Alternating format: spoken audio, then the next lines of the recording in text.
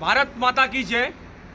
Hindu army की तरफ से पूरे भारतवासियों को, देशवासियों को स्वतंत्रता दिवस की बहुत बहुत शुभकामनाएं। आज 74 वर्ष हो गए हमें आज़ाद हुए, लेकिन ये आज़ादी अधूरी है।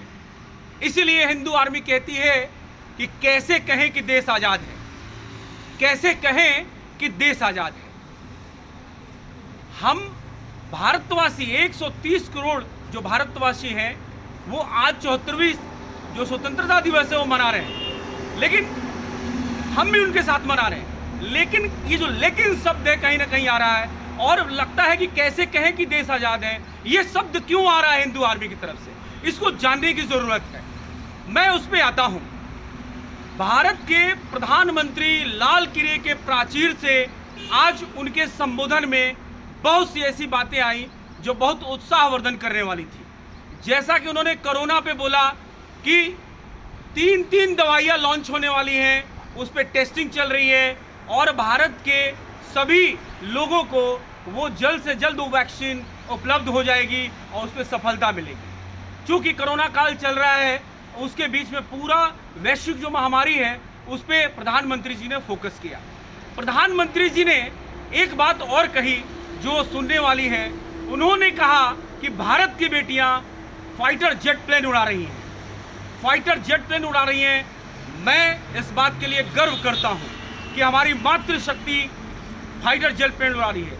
लेकिन फिर मेरे को लेकिन शब्द आता है कि कैसे कहें कि देश आज़ाद है, जहां पे 6 वर्ष की बेटियों के साथ एक अब्दुल रेप करता पाया जाता है, 5 वर्ष की लड़की के साथ उसी के कौम के जो मौलाना है उसी मस्जिद के अंदर रेप करते पकड़ा जाता है।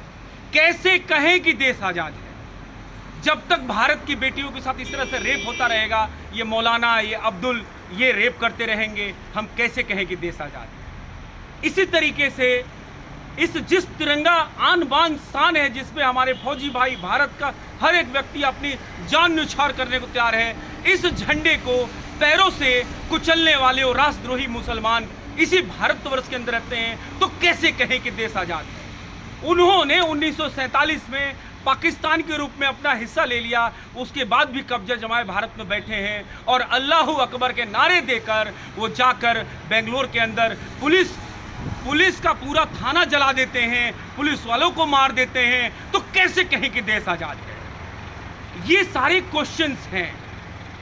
आप भारत के कोने कोने में जो है भगवा झंडा लोग जलाते हैं, तो हम कैसे कहें कि देश आज़ाद है। भारत के कोने कोने में जो भगवा झंडा जलता है, जब हिंदुओं का दिल जलता है तो, और हिंदू जब जय श्री राम का नारा लगाता है तो उस पर रोक लग जाती है, तो हम कैसे कहें कि देश आज़ाद है। हमें धार्मिक आज़ादी कहाँ मिली है, लेकिन वही अल्लाह अकबर करके वो थाने जला देते हैं, उन लोगों के घर जला देते हैं, तो उसमें क्वेश्चन मार्क तो उठता है। हम कहें कैसे कि देश आज़ाद है। हमारी आज़ादी अधूरी है। मैं बार बार कहता हूँ कि हमारी आज़ादी अधूरी है। आज एजुकेशन सिस्टम में इतना ज़्यादा भ्रष्टाचार है, तो कैसे कहें कि देश आज़ाद है। आज के डेट में कोरोना काल के अंदर जो मेडिकल का भ्रष्टाचार है, जो अस्पताल का भ्रष्टाचार है, 3500 रुपये आप दे दीजिए तो उसको निगेटिव, कोरोना निगेटिव निकल जाएगा, 2500 दीजिए तो कोरोना पॉजिटिव निकल जाएगा। तो कैसे कहें कि देश आज़ाद है। ये भ्रष्टाचारी लोग अपना अपना तरीका निकाल लेते हैं। इन्होंने कोरोना में भी अपना व्यापार ढूंढ लिया है।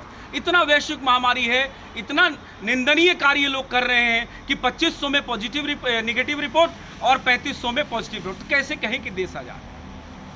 3000 मंदिरों के ऊपर जो है मस्जिद बनाए गए हैं और वो 3000 मंदिर आज हमारी धार्मिक स्वतंत्रता नहीं है कि हम उनको आज़ाद करा पाएं, तो कैसे कहें कि देश आज़ाद है। बात समझने का प्रयास करिए। हमें हमारी आज़ादी सिर्फ अंग्रेजों से मिली है, इन मूल्यों से नहीं मिली है। इस स्वतंत्रता दिवस पे, 74वें स्वतंत्रता दिवस पे मैं इतना कहना चाहता हूं कि भारत के मुसलमान या तो भारत के सनातनी धर्म में, हिंदू धर्म में वापसी करें और राष्ट्रत्व की पहचान दें, या वो पाकिस्तान जाएं, क्योंकि 1947 में वो 5 करोड़ थे, उन्होंने पाकिस्तान के रूप में एक देश ले लिया था और आज भी हमारा देश जो है मिक्स में रह रहा है, हिंदू राष्ट्र घोषित नहीं हो पा रहा है। हम कैसे कहें कि देश आज़ाद है। लेकिन 70 वर्षों से जो देश का दोहन हो रहा था, कहीं ना कहीं भारत माँ के जो लाल है नरेंद्र मोदी, ईश्वरीय प्रधानमंत्री मेरे योगी जी, ये लोग आए और आज इन्होंने धारा 370 पे काम किया तो लगा कि हमें आज़ादी मिलनी चालू हो गई है। इसी तरीके से इन्होंने 3 तलाक पे एक बहुत बड़ा फैसला किया, हमें लगा कि आज़ादी का अनुभूति हो रहा है। 2014 में जब मोदी सरकार बनी तो लगा कि राष्ट्रवादी सरकार आई तो हम लोगों को लगा, अनुभूति हुई कि हम आज़ाद हो रहे हैं। लेकिन अभी हमारी आज़ादी अधूरी है, समझने की ज़रूरत है।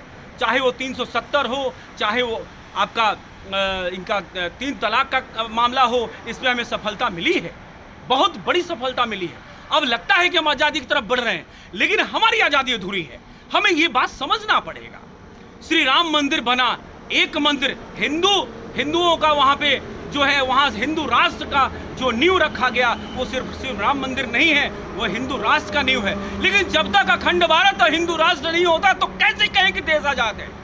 ये समझने की जरूरत है भारतवर्ष के सभी राष्ट्रवादियों को, सभी सनातनियों को, सभी हिंदुओं को। इस 15 अगस्त की 74वीं स्वतंत्रता दिवस पे ये हिंदू आर्मी कहती है कि हमारी आज़ादी अधूरी है। तो इस जो पावन पर्व है, ये तीर्थ है, ये त्योहार है, इस पर्व पे में ये हिंदू आर्मी कहती है कि कैसे कहें कि देश आज़ाद है। देश भर के अंदर सबसे अधिक जो आतंकवाद पनप रहा है वो राष्ट्रद्रोही मुसलमान पनपा रहे हैं और हम मुख दर्शक बन के देख रहे हैं, तो कैसे कहें कि देश आज़ाद है।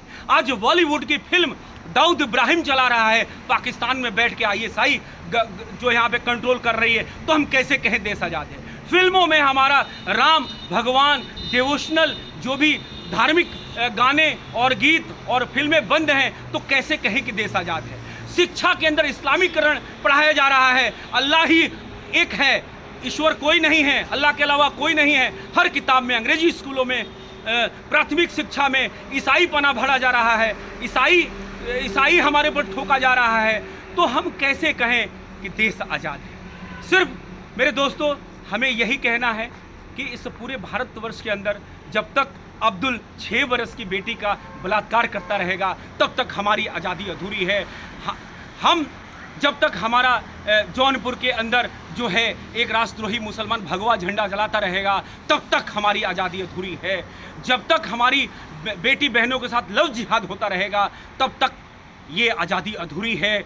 और जब तक हिंदू राष्ट्र का घोषणा नहीं होता, ये भारत हिंदू राष्ट्र नहीं बन जाता, तब तक ये आज़ादी अधूरी है। जब तक हम अखंड भारत की स्थापना नहीं कर लेते तब तक ये आज़ादी अधूरी है। इसीलिए मैं कहता हूँ कि कैसे कहें कि देश आज़ाद है। इसीलिए मैं कहता हूँ कि हिंदू आर्मी कहती है कि कैसे कहें कि देश आज़ाद है। बस हमारा इस पावन पर्व पे पूरे भारतवर्ष के वासियों को, देशवासियों को, जो विश्व के कोने कोने में भारतवासी रह रहे हैं, उनको सभी को मैं इस पावन पर्व जो स्वतंत्रता दिवस है, 74वां आज़ादी का जो दिवस है, इसमें मैं सभी को बधाई और शुभकामना हिंदू आर्मी की तरफ से देता हूं। लेकिन इस बात को समझ लीजिए कि आपकी आज़ादी अधूरी है, थी, लेकिन रहेगी नहीं। ये आपको जगना पड़ेगा, अपने को अखंड भारत करना पड़ेगा, अपने को वसुधैव कुटुंबकम करना पड़ेगा, अपने को हिंदू राष्ट्र जो है करना पड़ेगा, हिंदू राष्ट्र की स्थापना करनी पड़ेगी। तब जाके हम कह सकते हैं कि ये देश आज़ाद है। तब हम स्वतंत्रता दिवस शायद इससे ज़्यादा धूमधाम से मनाएं। और फिलहाल मैं इस अधूरी आज़ादी का जश्न मना तो रहा हूं, लेकिन हृदय से खुश नहीं हूं। लेकिन अब लगता है कि मेरे ईश्वरीय योगी जी, ईश्वरीय मोदी जी, जब मोदी जी लाल किले प्राचीर से आज भगवा ऐसे बांधे हुए थे और वो जब बांधे तो लगा कि हाँ अब राम राज की स्थापना हो रही है। हमें ये बात बड़ी खुशी मिली कि आज उसमें हरा रंग नहीं था, हरा रंग नहीं था जो पाकिस्तान का प्रतीक है। आज मैं प्रधानमंत्री को सैल्यूट करता हूं कि अब उन्होंने हिंदू राष्ट्र का जो राम मंदिर का 5 अगस्त को जो नींव रखी, लगता है कि जो हमारी अधूरी आज़ादी है वो पूरी हो जाएगी। इसीलिए भारतवासियों, देशवासियों सभी से निवेदन है कि इस जो अधूरी आज़ादी का जश्न तो मनाएं, लेकिन ये समझें कि आपको सिलेबस के अंदर वैदिक पढ़ाई होनी चाहिए, ना कि इस्लाम का और ईसाईयत की पढ़ाई होनी चाहिए। तो इसी के साथ भारतवर्ष के सभी जो हमारे हिंदू भाई हैं, सनातनी भाई हैं, राष्ट्रवादी हैं, उनको स्वतंत्रता दिवस की बहुत बहुत शुभकामना और बधाई देता हूं। बहुत बहुत धन्यवाद। जय श्री राम, भारत माता की जय, वंदे मातरम, वंदे मातरम, वंदे मातरम। जय हिंदू राष्ट्र, जय हिंदू राष्ट्र, जय हिंदू राष्ट्र, जय जय श्री राम, जय बजरंगबली।